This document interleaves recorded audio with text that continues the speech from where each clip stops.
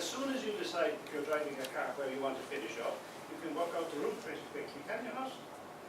Particularly now with GPS and all of that, but even before that you can work it out pretty well. Speech is much the same. You have to figure out what's the destination, what's the end result, where do I want to finish, where do I want my audience to finish.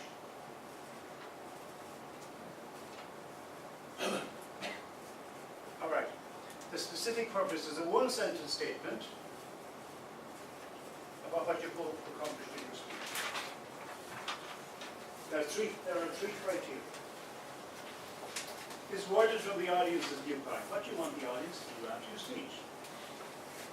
Is it precise? The purpose should be realistic and possible to achieve. Now, I'm not going to try this on you because you're already just brand new, chartered a few weeks ago. But back in Ireland where I've done this, I don't know, in the last 11 months I've probably done it 6 or 7 times around the country. And every single person said they never saw that before. They're all write it down. I said, do you want more time to write it down? I give them more time to write it down. But there's no need to write it down, you see. Because they have the whole time. And it is there the whole time. Look. There it is. I think it's 19 in the old manual that I have, and it's 18 in the new. How is it that out of 300 people in Ireland that I have done this, not one of them knew that? And the reason is, they passed it by without realizing the significance of it. And as they go further and further into the manual, they do not go back to check. And I find this is such a lost opportunity. I don't want you to be the same.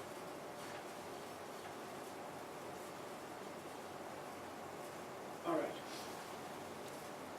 If I had 3 bunches of flowers, and they're exactly the same 3 bunches, because I took a photograph of them, I just repeated it 3 times. So you can take it from me, they're all the same.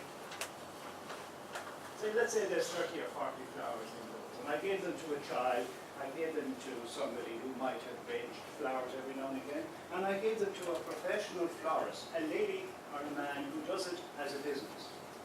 And I said, arrange these for me, best way you can. Which do you think would be the best at the end? It's obvious, isn't it? That the lady or the man who is a professional flower arranger would have the most attractive display. But why is that when they're all the same? What makes the difference? They're all the same flowers. What makes the difference? The difference is how they are arranged. How they are arranged. And it's exactly the same idea that you want to transfer to your audience. It's how you arrange makes the difference. If you arrange them jumbled up in all directions, that's the child doing it, it's a 7-year-old. If you start to semi-do it, that's an improvement. But the real expert speaker puts them in a way that makes sense. What you hear, you remember, you understand. It's simple. And when you hear a speech, or if somebody comes up to you and says, that was very simple, it means you have achieved what you set out to. You have transferred whatever was in here to your audience. Okay, so here are these jumble of ideas in your head before you start to write your speech. A whole jumble. And this is the problem, people don't know where to start. There's hundreds of thoughts and ideas and information. Light bulbs going off and everywhere. Light bulbs, where are the light bulbs? Two light bulbs, just to balance. How can this be turned into a speech that your audience can hear, feel, understand, remember, and act? Alright, so does your audience get it with complexity? The answer is fabulous. With complexity, does your audience get it? No. With random ideas, does your audience get it? No. If your audience is confronted with a simple idea with a clear purpose. Do they get it? Yes. And that's what we're trying to do. Now here's Mr. Einstein. I think today actually is 100 years. Do you know that? Today I was reading it somewhere. I think in my iPad. Today is 100 years since Einstein presented his famous equation, relativity. But even he, 100 years ago, said, if you can't explain something simply, it means you don't fully understand it yourself. So if you can't explain what you're thinking in your speech, then you don't fully understand it yourself. So we make it simpler for your audience. And I call these oral signposts for the ears, are essential so your audience can follow your ideas and pieces of information. And you'll hear things about transitions, is where you move from one idea to another. I call these signposts because I'm trying to keep this traveling concept, your destination. So you're traveling towards a destination. If you're going down to the other part of the island, you have signposts along the way, have you not? You know where you've got to go straight and turn left and do this. There are signposts. In a speech, there are signposts. I call them oral signposts for the ears. Alright, so a speech with these signposts flows easily, and the audience follows your words and ideas to your desired conclusion. Your audience stays connected all through. We've all been in a room where a speech starts, and you think it's going that way. And after about a minute, you say, no, it's actually, this is what it's about. And then after another minute, no, this is what it's about. And after 3 minutes, you switch off completely because you have no idea what it's about. Have you been there? Yes. Okay, that side of the room is honest. Okay? This side of the room, not too sure. Then you've only given one speech so far.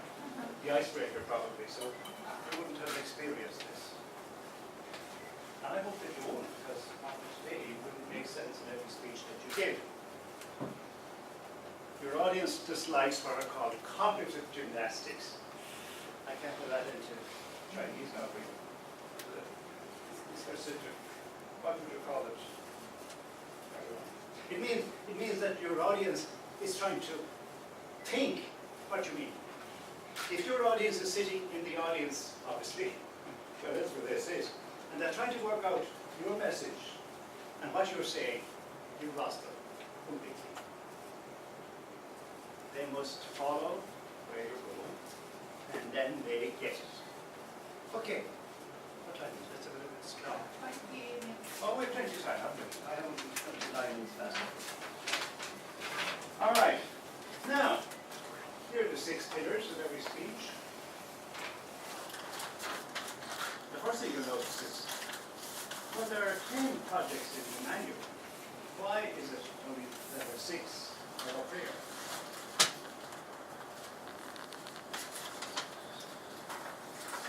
Well, missing is number 1, obviously.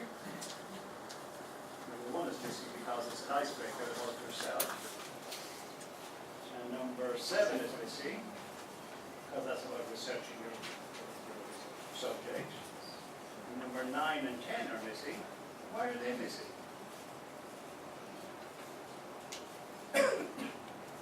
The answer is because that's what they are. That's the purpose. In this particular one, when you're starting off, you can pick any purpose you wish. But when you get to 9 and 10, the purpose is laid out for you. 9 is to persuade, and 10 is to inspire.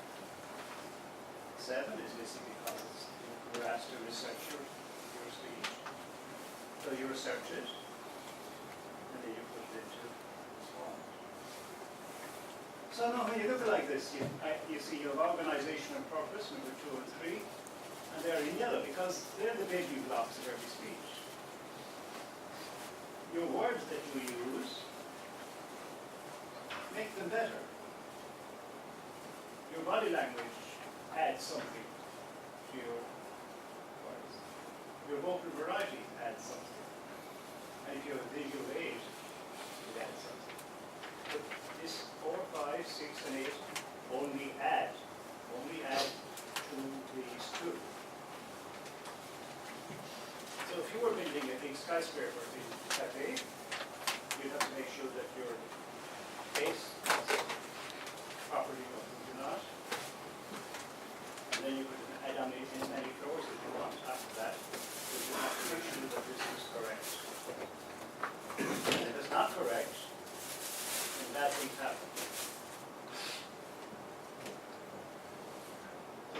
is, as I said earlier, number 2 and number 3 are the most important projects in the entire book. If you can learn those two, how to do it, any speech you ever give anywhere will work. The corollary or the opposite is equally true. If you don't get this, no matter how good your words are, your body language, or your vocal variety, or your visual aid, it still won't make sense. Do you understand all that? Because that's an important thing to grasp. If you don't get these two right, it doesn't matter how good your results. But how many people rush through the thing and never actually get it? Anything I give you today, you get that in your heads. If you can get 2 and 3 right. Really, the words you use, you're all well educated. The difference between good and excellent is sometimes quite small. Gestures are sufficient. One doesn't have to go jumping up in the air or falling down. It seems to be an accepted thing, which I have a really big thing about. I've written a letter to our executive director, Dan, saying, Dan, if some of the people who appear on the world stage in world finals were to appear in an ordinary crowd, they'd be laughed at. Because all of these dramatics, it's not a dramatic society, we're trying to give speeches. If you look at Martin Luther King's last 6 or 7 minutes of his speech, once he raises his hand. Once in that 7 minutes at the very end. Once. John F. Kennedy never raised his hand at all. Obama just reads off his cards. Now and again he might. People don't do it in speeches. It's only in the world finals that we see this, which is so ridiculous. So what I'm saying really is body language. Ordinary. Your Toastmaster was perfectly okay, wasn't you? I thought you were perfectly okay. She just described as best she could. She did a fine job. No histrionics, no drama. Just did what she had to do. Vocal variety, same thing. Perfectly easy to listen to. You don't have to be thinking of up here. Perfectly ordinary to do. These are the two. These are the two. And we'll do that on the second. We'll move on to the end. All right. Okay. These are the 9 points that we speak on. I really get their pens up now.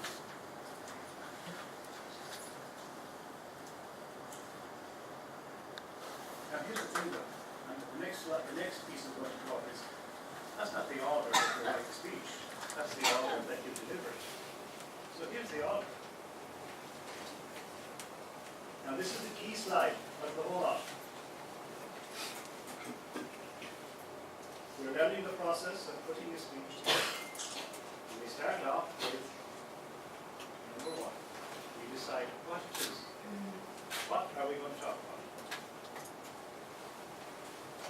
The next thing you've got to do is, what is the purpose? Am I going to inform people? Am I going to persuade people? Am I going to inspire people? Am I going to introduce people?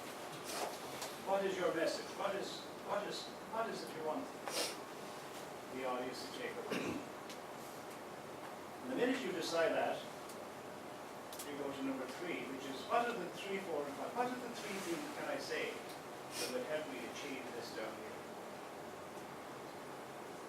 And when you have that done, number 6 is you're going to tell them what you're going to tell. Tell them what you're going to tell. I call that a preview. And number 7 is a summary. Tell what you're told. We're talking simple here now. But the strange thing, and what most people feel is so strange, is we haven't done the opening or the ending at all yet. See, we haven't written the opening or the ending at all. Because you have to wait till the thing is done before you find out what's the best way to get people's attention. And out of what you've said, it jumps out at you. Quotation, statistic, question. And then, come to 9, and that refers back to number 1, for completeness. In the arena of public speaking, it's called callback. And it creates in the audience's mind a sense of completeness. You've started off with this, and you finish off in some way getting back to there. People feel it's a very holistic speech. So you've started off, you've got their attention, you're taking them on a journey with you. They have signposts all the way along. You get them to the very end, and you bring them back to where they started. They say, that was a very simple speech, I got it. And that's success. It's when they say, I have no idea what you were talking about, is the problem.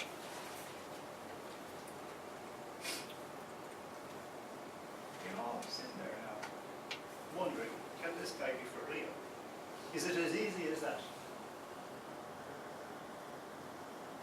Well, we'll see. We're going to see right now, because we're going to do one. Okay? I'm afraid about you over there. I hope you can see this. So let's pick a subject. Example number 2 says, well, maybe I have to write it. That bit goes with that. Decide on what. What is it we're going to talk about?